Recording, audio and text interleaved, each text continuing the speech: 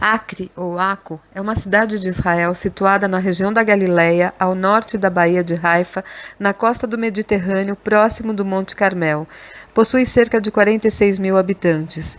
A cidade antiga de Acre, um porto histórico rodeado por muralhas na Galileia, é povoada desde o período fenício. A atual cidade é caracteristicamente uma cidade fortificada, datando dos séculos XVIII e XIX, com típicos elementos urbanos como a cidadela, mesquitas, caravansarais e banhos. O que resta da cidade das Cruzadas, datando de 1104 a 1291, permanece quase intacto, fazendo com que a gente faça uma grande viagem no túnel do tempo. A cidade foi conquistada por Israel em 17 de maio de 1948.